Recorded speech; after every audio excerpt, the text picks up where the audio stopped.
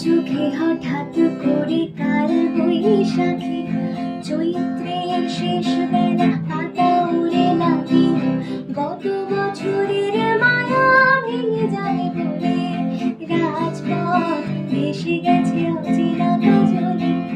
দু চোখে হঠাৎ করে কাল বৈশাখী, চৈত্রের শেষ বেলা পাতা উড়ে নাকি, গত বছরের মায়া ভেঙে যাবে বলে রাজপথ ভেসে গেছে অচেনা কাজলে। তুমিও অঝরে তাকে শুধু ভালোবেসো,